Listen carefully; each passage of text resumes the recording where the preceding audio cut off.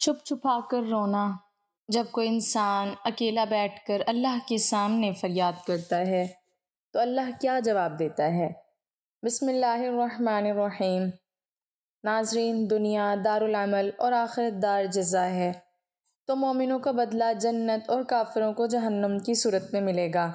تو جب جنت طیب اور اچھی چیز ہے تو اس میں داخل بھی وہی ہوگا جو کہ اچھا اور طیب ہوگا، اور پھر اللہ تعالیٰ طیب اور پاک صاف ہے تو وہ قبول بھی طیب اور پاک صاف چیز ہی کرتا ہے۔ اس لیے اللہ تعالیٰ کا اپنے بندوں میں یہ طریقہ رائج ہے کہ وہ اپنے بندوں کو آزمانے کے لیے مصائب اور فتنے میں ڈالتا ہے، تاکہ یہ پتہ چل سکے کہ مومن کون اور کافر کون ہے، اور جھوٹے اور سچے کے درمیان تمیز ہو سکے۔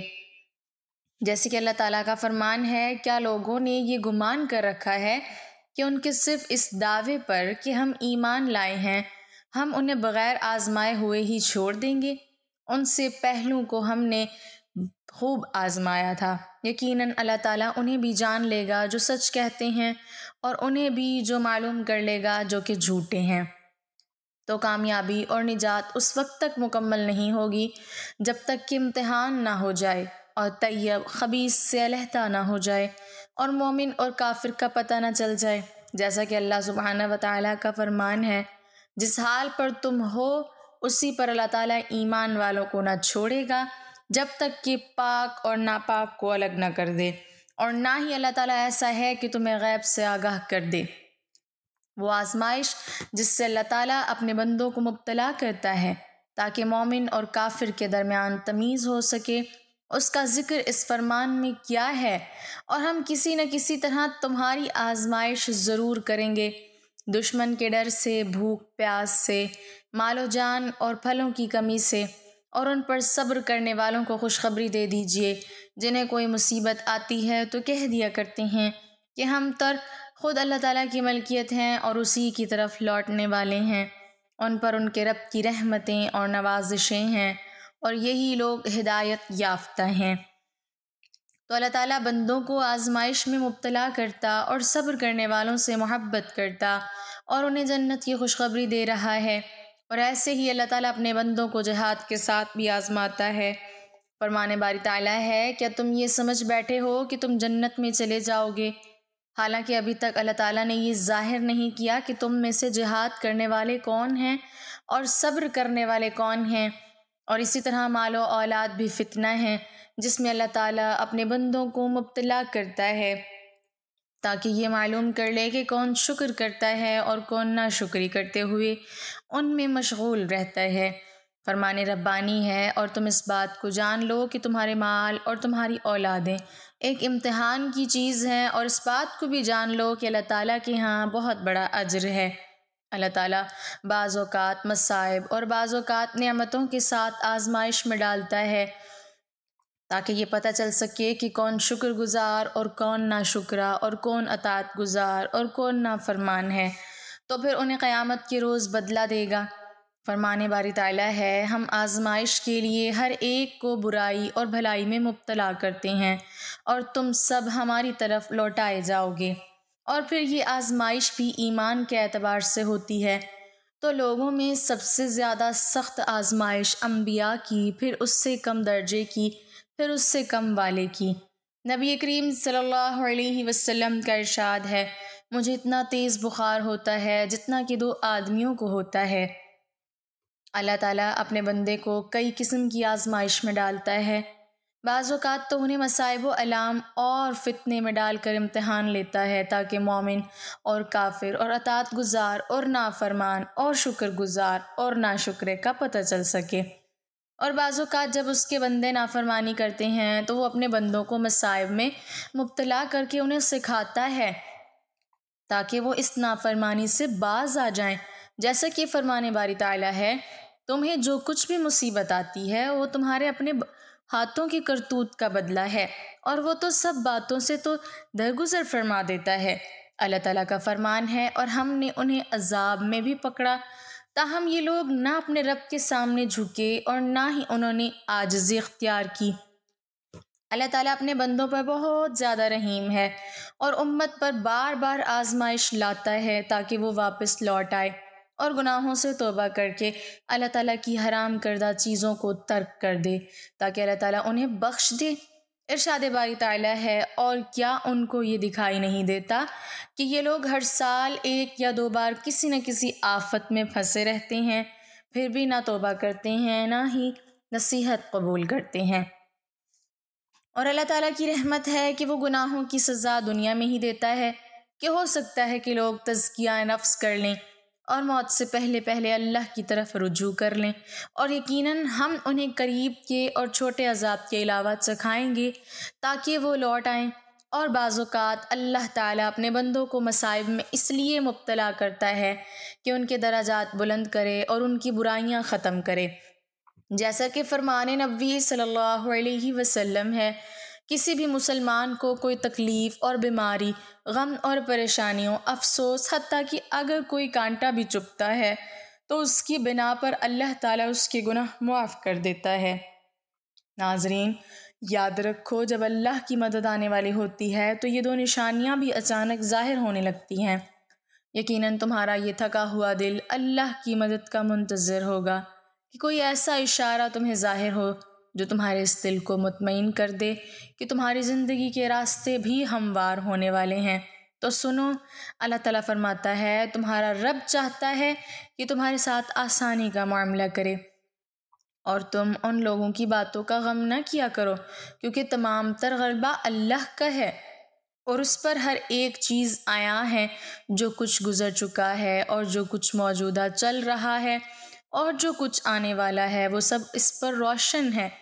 اگر تمہاری زندگی کے چند اوراق خراب ہو گئے ہیں اور تم ڈپریشن کی طرف جا رہے ہو، بے سکون ہونے لگے ہو، تو جان رکھو کہ کچھ اوراق خراب ہونے کا مطلب ہرگز یہ نہیں کہ پوری کہانی خراب ہو گئی ہے۔ اللہ فرماتا ہے کہ تمہیں تمہارے حال پر چھوڑ نہیں دیا گیا، اور مومن کا اعتماد اسباب دنیا پر نہیں بلکہ اللہ پر ہونا چاہیے، اور بظاہر ماحول میں سازگاری کے آثار نظر نہ آتے ہوں تب بھی اپنے رب پر پورا پورا بھروسہ رکھو۔ وہ جب چاہے، جہاں سے چاہے، وقت پلٹ دے، حالات پلٹ دے، اور جان رکھو تمہارے رب کے لیے یہ کوئی بڑا کام نہیں۔ حضرت موسیٰ علیہ السلام کا وہ واقعہ یاد کریں کہ سامنے سمندر آ گیا، قوم دیکھتی ہے، فرعون اپنے لشکر سمیت آ گیا ہے اور پوری قوم خوفزدہ ہے، لیکن اس وقت حضرت موسیٰ علیہ السلام کا یہ جواب آیا کہ نہیں، میرے ساتھ میرا رب ہے، وہ راستہ دے گا، وہی مدد بھیجے گا، اور بھیجی گئی مدد۔ تو یہی ایمان ہو تمہارا بھی۔ اللہ فرماتا ہے، جہاں کہیں بھی تم ہوتے ہو اللہ تمہارے ساتھ ہوتا ہے، اور جس کا یہ یقین قائم ہو جائے تو اس کا زمین و آسمان کا فرق قائم ہو جاتا ہے۔ اور جان رکھو کسی کے لیے یہ جائز نہیں کہ وہ اللہ کی رحمت سے مایوس ہو جائے، اس کے گناہ کتنے ہی بڑے کیوں نہ ہوں، کیونکہ اللہ کی رحمت اس کے غضب پر حاوی ہے۔ نبی کریم صلی اللہ علیہ وسلم نے فرمایا، تم میں سے ہر ایک اپنی ساری حاجتیں اور ضرورتیں اپنے رب سے مانگے، یہاں تک کہ جوتے کا تسمہ بھی اگر ٹوٹ جائے تو اسے اپنے اللہ سے مانگو، کیونکہ تمام تر اختیارات اور بھلائیاں اس رب کے ہاتھ میں ہیں جس کی نگاہ ازل سے ابد تک تمام زمانوں پر حاوی ہیں۔ پر مسئلہ تب آتا ہے جب تم لوگوں سے توقع کرتے پھرتے ہو، ان کی توجہ اور احساس کی۔ یاد رکھو، لہروں کے ساتھ لاشیں بہا کرتی ہیں، تیراک نہیں۔ میرا رب فرماتا ہے، اور جن لوگوں نے اللہ کو چھوڑ کر دوسرے لوگوں کو اپنا مددگار بنا رکھا ہے اور ان سے امیدیں جوڑ رکھی ہیں، اس کی مثال اس مکڑی جیسی ہے۔ وہ بھی ایک گھر بناتی ہے، مگر سب سے کمزور گھر اس مکڑی کا ہوتا ہے۔ کاش کہ تم جانتے کہ اللہ کی معیشت ساری معیشتوں پر غالب ہے، اور اس رب میں جو چیزیں تمہارے لیے بنائی ہیں وہ خود تمہیں تلاش کر رہی ہیں۔ یقین رکھنا وہ تمہیں مل کر رہیں گی، لیکن اصل میں تم نے اپنی زندگی کے سکون کے لیے ہر وہ چیز تلاش کر کے خریدی جس کو تم نے ضروری سمجھا، لیکن نہ تلاش کیا۔ تو اللہ کا فضل، اگر اللہ کی مدد چاہتے ہو تو اللہ کی امان ڈھونڈو، جہاں تمہارے لیے راحتوں کا سامان ہے۔ تم اگر اللہ کی طرف چل کر آؤ گے تو وہ تمہاری طرف دوڑ کر آئے گا، تم اللہ کو یاد رکھو گے تو وہ تمہیں یاد رکھے گا، لیکن اگر تم اللہ سے بے پرواہ ہو کر کسی اور سے مدد کی امید لگاتے ہو تو اپنا ہی نقصان کر بیٹھو گے۔ کیونکہ اللہ تعالیٰ فرماتا ہے کہ یہ دنیاوی آسرے تمہارے کسی کام نہیں آئیں گے، تمہارا رب ہی مسبب الاسباب ہے، وہ اسباب کا پابند نہیں، اسباب اس کے محتاج ہیں۔ اگر یہ یقین ہے تو اللہ پر یقین ہے، اگر نہیں ہے تو تمہارا یقین اسباب پر ہے، وسائل پر ہے، ذرائع پر ہے، پر اللہ پر نہیں ہے۔ پر تم جان رکھو کہ تم حقیقی طور پر اپنی زندگی میں کامیاب تبھی ہوگے جب تم اپنے دل میں ایک بڑی جگہ اللہ کو دو گے اور اس پر گہرا یقین رکھو گے، تو اللہ بھی تمہارے لیے بہترین وسیلے بنا کر تمہاری مدد کا انتظام کرے گا۔ تم جانتے ہو کہ اللہ کی مدد کے کچھ آثار ایسے بھی ہوتے ہیں جو ہمیں اچانک ظاہر ہوتے ہیں۔ اگر تم محسوس کرنے لگو کہ تمہارا دل تہجد سے جڑ گیا ہے اور صرف رب سے مدد کی آس میں ہے، تو یہ یقینی ہے کہ اس رب نے تمہاری فریاد سن لی ہے، وہ اپنی مدد کا ہر دروازہ تم پر بہت جلد کھولنے والا ہے۔ حضرت انس بن مالک رضی اللہ تعالیٰ عنہ سے روایت ہے کہ رسول اللہ صلی اللہ علیہ وسلم نے فرمایا، اللہ جب اپنے بندے کے ساتھ خیر کا معاملہ کرنے کا ارادہ کرتا ہے تو اسے دنیا ہی میں جلدی سزا دے دیتا ہے، اور اگر اللہ اپنے بندے کے ساتھ خیر کرنا نہیں چاہتا تو اس کے گناہوں کے باوجود اس سے دستکش رہتا ہے، اس کی گرفت نہیں کرتا، پھر قیامت کے دن اس کا اسے بدلہ دیتا ہے۔ ایمان والوں کا معاملہ بھی عجیب ہے، اس کا پورا معاملہ خیر ہی خیر ہے، یہ صرف ایمان والوں کی بات ہے۔ اگر اسے خوشی و مسرت حاصل ہوتی ہے اور وہ اس پر اللہ کا شکر بجا لاتا ہے تو یہ اس کے لیے خیر ہے، اور اگر اسے کوئی تکلیف و مصیبت پہنچتی اور وہ اس پر صبر کرتا ہے تو یہ بھی اس کے لیے خیر و بہتر ہے۔ غم و اندو، حزن و ملال، رنج و تکلیف ایک چیلنج ہے جس کا ہمیں سامنا ہوتا ہے، ہماری انرجی کو ضائع کرتا اور ہمارے اندر تحریک پیدا کرتا ہے۔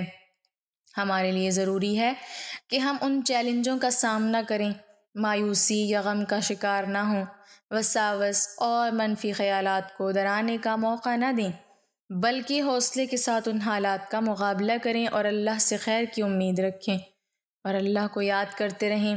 خود اللہ تعالیٰ نے فرمایا ہے، اللہ کے ذکر سے دل کو اطمینان و سکون حاصل ہوتا ہے۔